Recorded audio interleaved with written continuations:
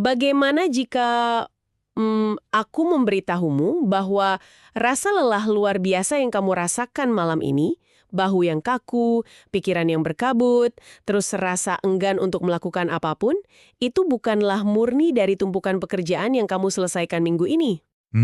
Menarik.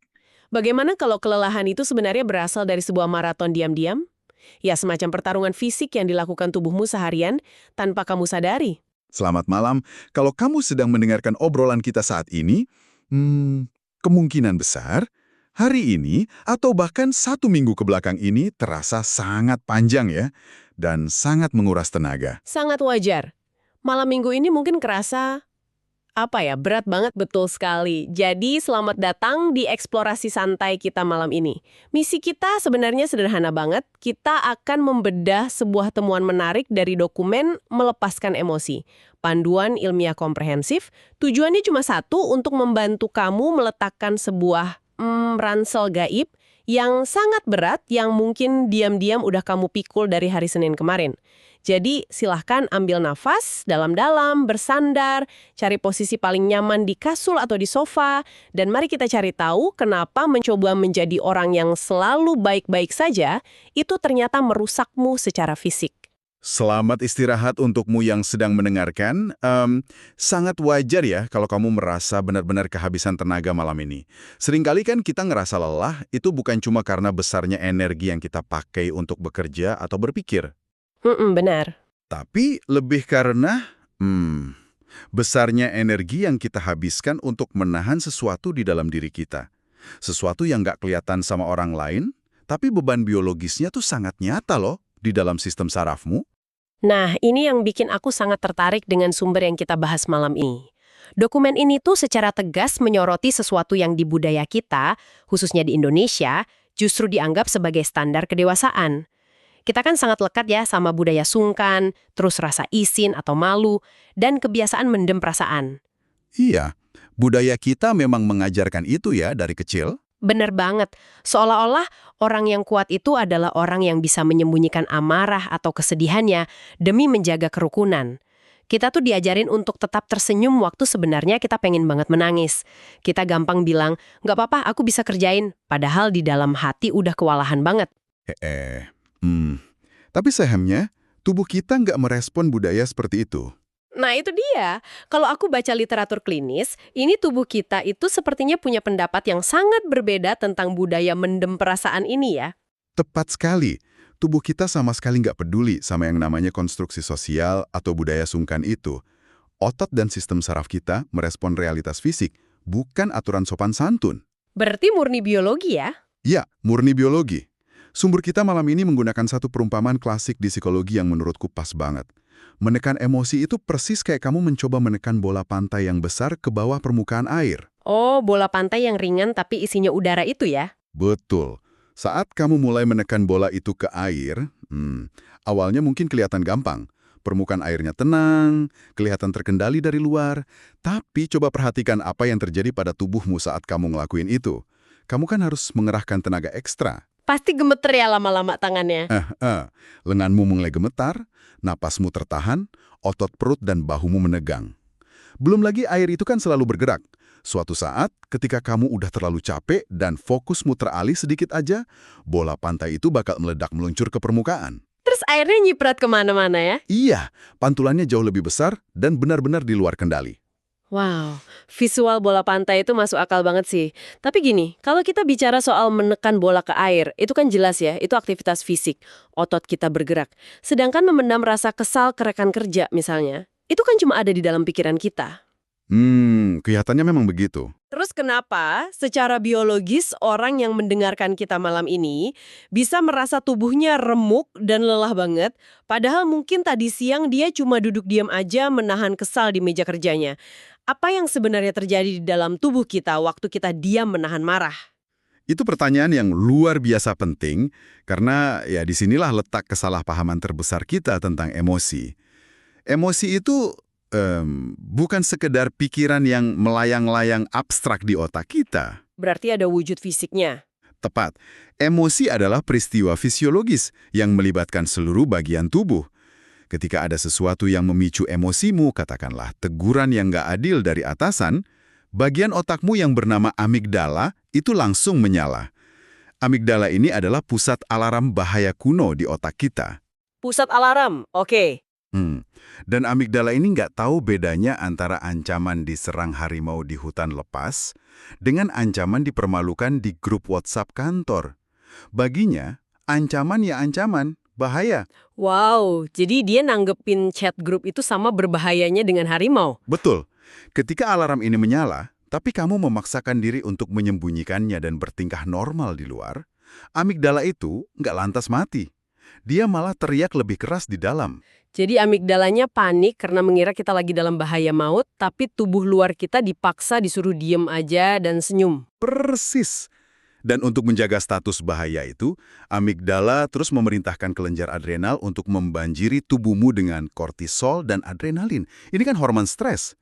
Jantungmu mulai berdebar sedikit lebih cepat, tekanan darahmu naik, pencernaan melambat, makanya kadang perut terasa nggak enak kan?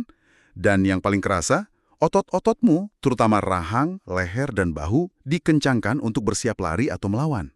Pantesan rahang rasanya kaku banget kalau lagi nahan marah. Iya, coba bayangkan, mesin mobil yang pedal gasnya diinjak dalam-dalam, tapi di saat yang sama, rem tangannya ditarik penuh. Wah, mesinnya pasti cepat panas dan rusak ya. Tepat, itulah yang terjadi pada tubuhmu hari ini, dan berhari-hari sebelumnya. Rasa lelah yang kamu rasakan malam ini, itu bukan sekedar sugesti atau malas aja. Tubuhmu benar-benar kehabisan kalori untuk membiayai produksi hormon stres yang terus-menerus kamu tahan itu. Ya ampun, analogi mesin mobil dengan rem tangan ditarik itu benar-benar ngejelasin kenapa punggung belakangku sering kerasa kaku banget kalau lagi banyak pikiran. Tapi ini memunculkan satu dilema besar nih buat kita semua. Dilema apa tuh? Ya, kalau mendem perasaan itu ternyata seburuk itu untuk biologi dan tubuh kita, terus apa iya kita harus selalu meledak-medak? Maksudku, kalau aku sedang merasa marah banget di tengah rapat, aku kan nggak mungkin tiba-tiba melempar kursi atau memaki bosku. Tentu saja enggak. Kalau amarahnya dilepas tanpa filter gitu aja, besok aku bisa dipecat dong. Gimana sains menjembatani kenyataan sosial kita ini? Dilema itu sangat nyata ya. Dan disinilah literatur kita menawarkan sebuah paradigma baru. Dokumen ini membedakan secara sangat tegas antara menerima emosi dengan bertindak berdasarkan emosi. Oke, menerima versus bertindak. Beda ya? Beda banget. Di budaya barat yang lebih individualis, mengekspresikan segala hal secara terbuka sering dianggap sebagai bentuk keaslian diri. Tapi di timur, budaya kita lebih menahan diri. Nah, sains saraf menawarkan jalan tengah yang universal, yaitu yang disebut emotion acceptance atau penerimaan emosi. Penerimaan emosi ini maksudnya gimana praktiknya? Menerima emosi itu bukan berarti kamu menyetujui kejadian buruk yang menimpamu, dan sama sekali bukan berarti kamu melampiaskannya pada orang lain. Penerimaan berarti kamu sekedar mengamati dan mengizinkan pengalaman biologis tadi hadir di dalam tubuhmu. Mengakui bahwa ia ada, tanpa mencoba mengubah, menolak, atau langsung bereaksi terhadapnya. Oh, paham.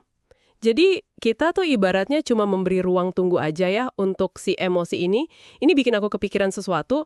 Kalau emosi itu ibarat ombak besar di pantai, dan kita adalah orang yang berdiri di pinggirnya. Menekan emosi itu kan kayak kita panik, terus ngebangun tembok pasir tinggi-tinggi untuk nahan ombak.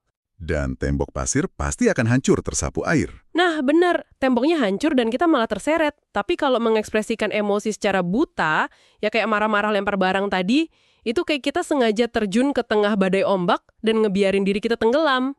Iya, sangat merusak diri sendiri dan orang lain. Terus kalau penerimaan emosi, emotion acceptance, ini itu kayak kita cuma berdiri tenang di pasir, membiarkan ombak itu lewat, menyapu kaki kita, merasakan airnya yang dingin di kulit kita, dan sekedar menunggunya kembali surut ke laut secara alami. Perumpamaan yang sangat indah dan sangat akurat. Tapi pertanyaanku, emangnya secara alami emosi itu akan surut sendiri? Bukannya menakutkan kalau kita ngerasain kesedihan, terus ternyata sedihnya itu nggak mau pergi-pergi. Nah, itu ketakutan yang sangat umum terjadi. Tapi neuroscience punya kabar baik untukmu yang lagi dengerin malam ini. Ada sebuah konsep menarik dari ahli saraf bernama Dr. Jill Bolte Taylor yang disebut The 90-Second Rule. Aturan 90 detik. 90 detik, maksudnya durasi emosinya. Betul. Secara kimiawi, dari saat amigdala merespons pemicu emosi tadi, melepaskan hormon ke aliran darah, sampai hormon itu dibilas bersih dari tubuhmu secara alami, itu hanya membutuhkan waktu sekitar 90 detik. Siklus alaminya itu sangat singkat. Ombak itu sebenarnya kecil. Tunggu. 90 detik. Terus kenapa aku atau mungkin pendengar kita bisa ngerasa marah atau sedih berhari-hari sampai berminggu-minggu? Karena setelah 90 detik pertama itu berlalu, sisa rasa sakitnya adalah pilihan yang kita buat secara nggak sadar. Yaitu dengan cara memikirkannya terus-menerus. Oh, karena kita overthinking kejadiannya. Iya, kita memutar ulang kejadiannya di kepala kita. Kita ngarang cerita tambahan tentang betapa nggak adilnya hal itu, atau kita justru marah pada diri kita sendiri karena merasa sedih. Pikiran-pikiran inilah yang terus-menerus menekan tombol ulangi atau replay di amigdala tadi. Berarti kita sendiri yang menyalakan alarmnya berkali-kali ya? Tepat. Setiap kita putar ulang ceritanya, amigdala melepaskan gelombang hormon stres baru. Kita sendiri yang memperpanjang umur ombak tersebut. Itulah kenapa penerimaan menjadi sangat krusial. Ketika kamu hanya merasakan sensasinya secara fisik tanpa menambahkan cerita atau menolaknya, emosi itu akan menyelesaikan siklusnya dengan sangat cepat. Sana disebutkan beberapa tokoh publik di Indonesia, kayak Marshanda atau Ariel Tatum, yang secara terbuka membagikan perjalanan mereka berhadapan dengan kondisi kesehatan mental yang berat. Betul, perjalanan mereka sangat inspiratif. Dan yang menarik, titik balik kesembuhan mereka itu ternyata bukanlah pas mereka nemuin obat ajaib yang menghapus semua kesedihan. Titik balik itu terjadi justru ketika mereka berhenti berperang melawan diri mereka sendiri. Berhenti ngebangun tembok pasirnya tadi ya? Iya, ketika mereka belajar untuk menerima fluktuasi emosi itu sebagai bagian dari pengalaman biologis mereka yang wajar. Mereka ngebiarin ombaknya menyapu kaki tanpa harus merasa bersalah atau takut. Benar banget. Dan ada satu studi kasus lagi di literatur ini yang menurutku sangat menyentuh, yaitu tentang seorang siswa SMK berinisial RA. Kasus RA ini menggambarkan dengan jelas banget apa yang terjadi kalau penerimaan emosi itu nggak ada. Apa yang terjadi sama RA ini? RA ini sering banget membolos sekolah, terus dia menarik diri dari pergaulan teman-temannya. Kalau kita cuma ngelihat perilakunya dari luar, kan gampang banget ya buat masyarakat atau gurunya untuk melabeli dia sebagai anak nakal, anak males, atau dibilang nggak punya masa depan. Padahal yang terjadi di baliknya pasti jauh lebih kompleks dari sekedar label males ya. Sangat kompleks. Waktu dieksplorasi lebih dalam oleh konselornya, RA ternyata punya duka yang sangat mendalam akibat kehilangan figur pengasuhnya. Dia itu punya unfinished business, urusan emosional yang belum selesai. Kehilangan yang belum diproses. Dia membawa kesedihan dan kemarahan yang begitu besar, tapi karena dia nggak diajarin dan nggak tahu cara menerimanya, dia mencoba menekan bola pantai itu setiap detik, setiap hari. Dan ingat kan, menekan bola pantai itu butuh energi kalori yang besar banget. Jadi dia sebenarnya kelelahan. Persis, sistem saraf RA mengalami kelelahan yang kronis. Dia itu bukannya malas. Tubuhnya sekedar mati rasa karena kehabisan tenaga untuk mempertahankan tembok pertahanannya tiap hari. Begitu RA dibimbing untuk menyadari dan menerima dukanya perlahan-lahan, energinya kembali dan perilakunya membaik secara alami. Wow, kasus RA ini rasanya kok sangat deket ya sama kehidupan kita sehari-hari. Kadang kan rasa malas yang luar biasa, rasa penat yang bikin kita nggak pengen bangun dari kasur di hari Minggu kayak gini. Jangan-jangan itu bukanlah tanda kalau kita kurang motivasi.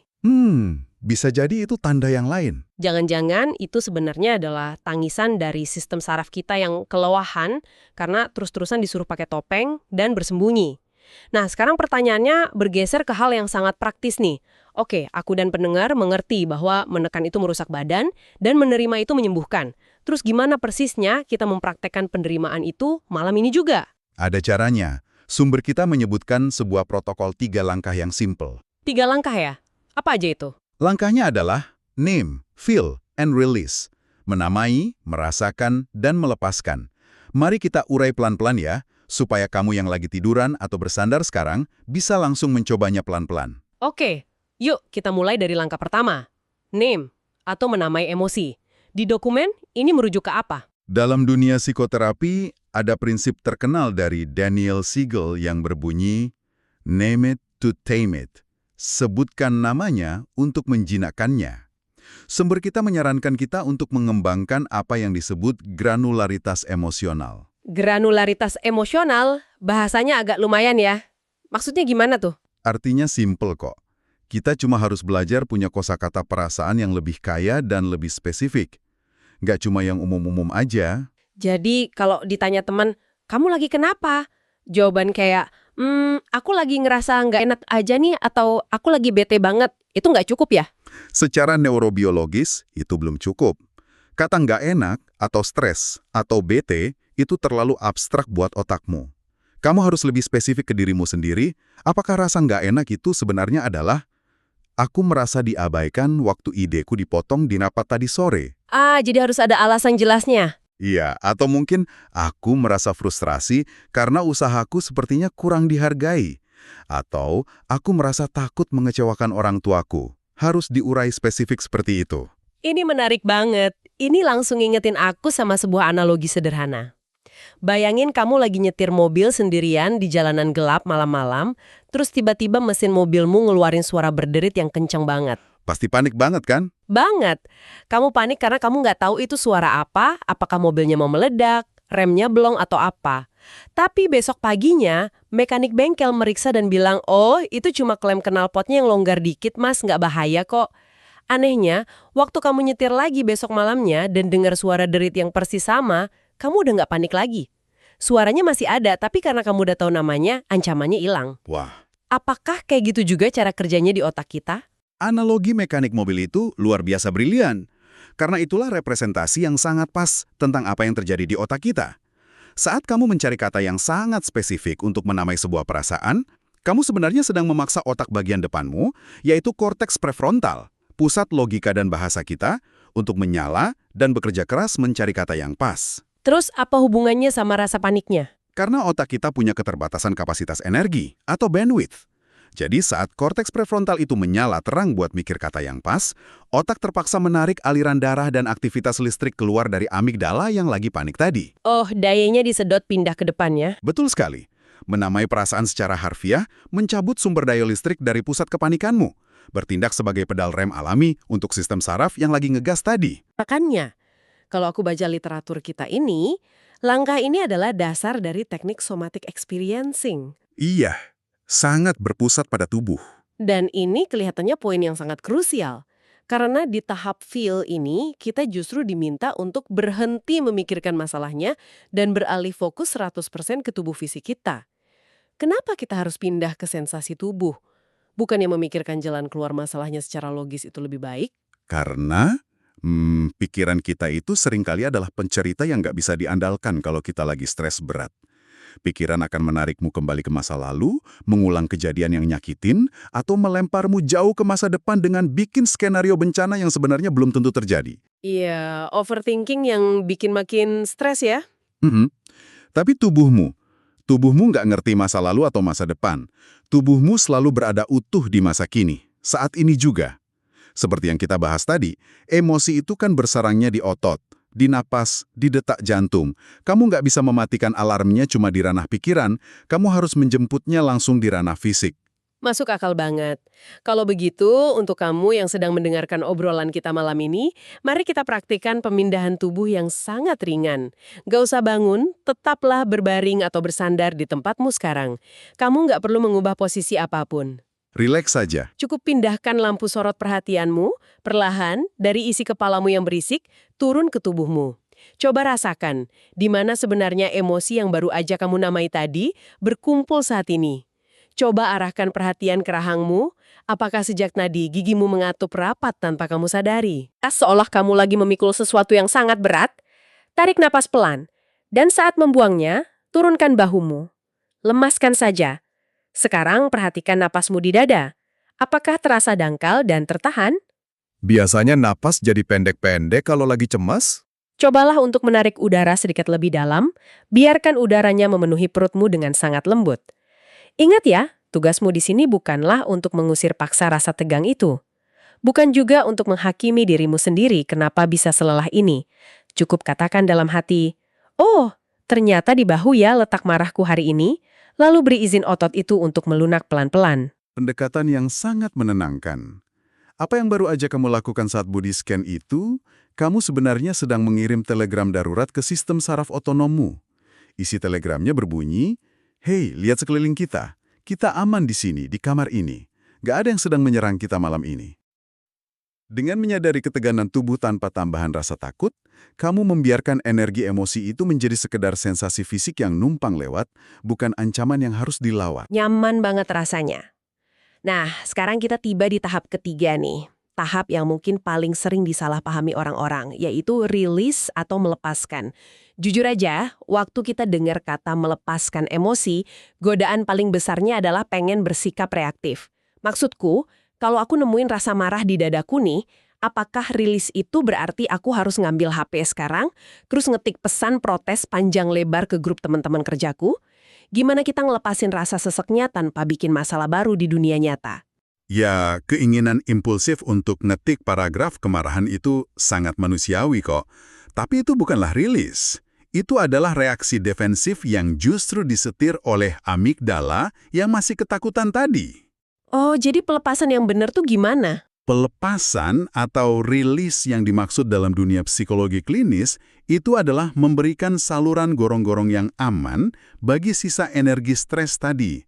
Sisa hormon kortisol dan ketegangan otot itu dibiarkan menyelesaikan siklus biokimianya keluar dari tubuhmu. Jadi, fokusnya ke dalam dirimu sendiri, bukan nyerang objek di luar sana. Wah, fokus ke dalam ya? Iya, literatur kita menawarkan metode yang sangat aman dan terbukti. Salah satunya adalah protokol emotional healing therapy yang bahkan diadopsi dari anjuran Kementerian Kesehatan RI kita loh. Ya, dan protokolnya sangat terstruktur, tapi gampang banget buat diikutin malam ini juga. Langkahnya tuh kayak gini. Pertama, duduk hening dan atur napas. Kedua, biarkan masalah yang mengganjal hatimu muncul di pikiran sebentar aja. Ketiga, dan ini bagian terpentingnya, akui kebenarannya dengan suara yang pelan. Akui secara lisan ya. Kamu bisa berbisik sendirian. Ya, aku mengakui aku merasa sangat marah dan kecewa karena kejadian tadi siang. Dan keempat, ini yang disebut rilis. Izinkan tubuhmu bereaksi secara alami, jangan ditahan. Kalau tiba-tiba setelah ngomong jujur gitu, dadamu kerasa sesek, terus tubuhmu butuh menghela napas yang sangat panjang dan berat, hela aja napasnya. Biarkan suaranya keluar. Kalau matamu tiba-tiba menghangat terus air mata merembes keluar, jangan dihapus cepat-cepat. Biarkan dia jatuh. Iya, biarkan aja. Kalau otot rahangmu rasanya ingin mengerang pelan ke bantal, lakukanlah. Nggak ada yang lihat kok. Mengapa membiarkan tubuh bereaksi secara fisik ini sangat krusial? Karena menghela nafas panjang atau menangis itu sebenarnya adalah tombol reset bawaan pabrik dari tubuh manusia. Saat kamu menghela nafas berat yang disengaja, yang di sains disebut physiological sigh, kamu itu sedang mengaktifkan saraf vagus yang terhubung dari otak turun langsung ke perutmu. Saraf vagus itu fungsinya buat apa? Saraf vagus ini adalah komandan utama dari sistem saraf parasimpatis, yaitu sistem peredam stres tubuh kita. Dia yang neken pedal remnya. Dan soal air mata emosional itu secara ilmiah diketahui mengandung hormon stres yang secara harfiah dikeluarkan dari tubuh melalui cairan. Wow, jadi air mata itu beneran bawa keluar racun stresnya ya? Betul sekali. Jadi menangis itu bukan tanda kelemahan sama sekali. Itu murni mekanisme biologis tubuh kita untuk ngebuang racun.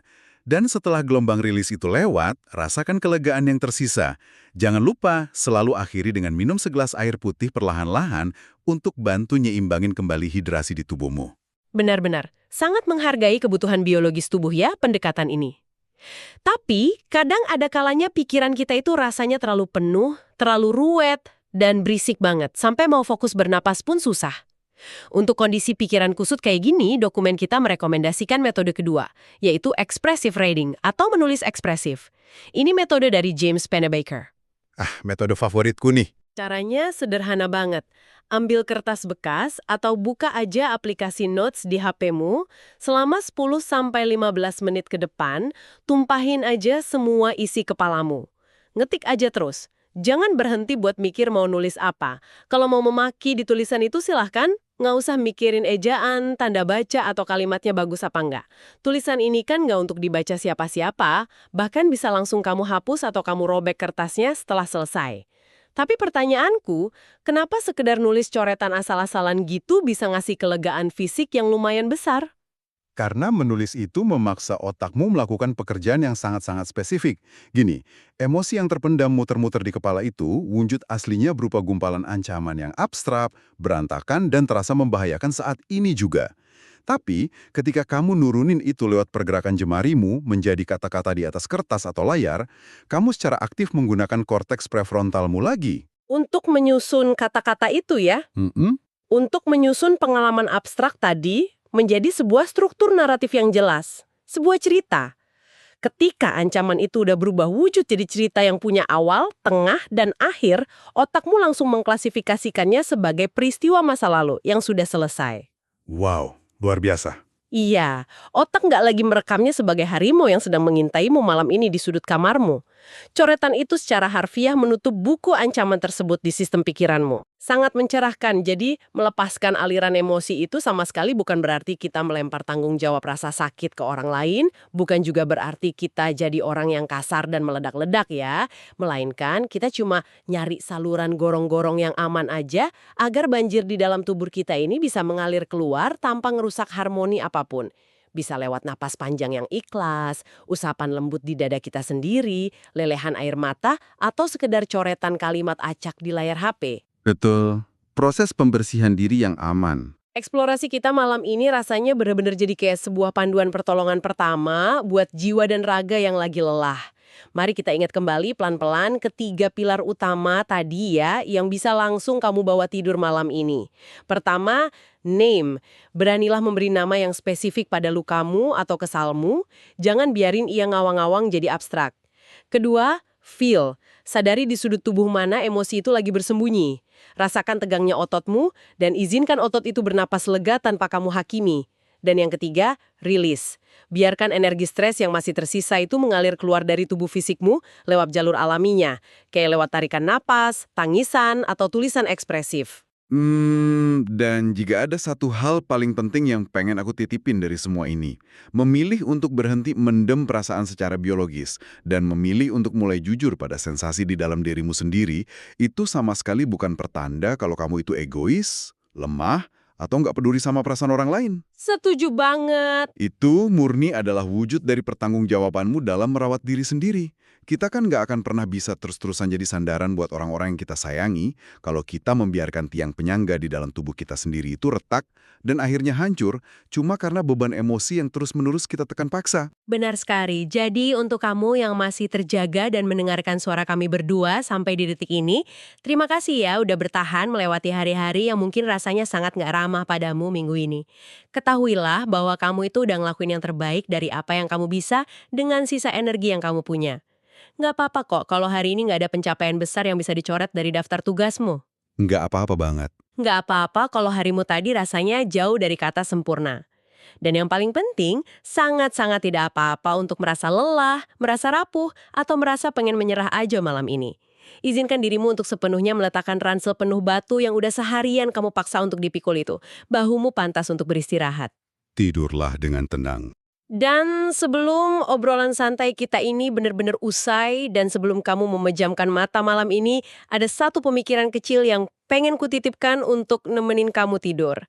Coba pikirkan pelan-pelan, bagaimana jika emosi negatif yang mati-matian kamu tekan dan kamu lawan sepanjang minggu ini, entah itu rasa marah yang menyala, rasa sedih yang bikin sesak, atau rasa takut yang melumpuhkan, sebenarnya itu adalah kompas internalmu.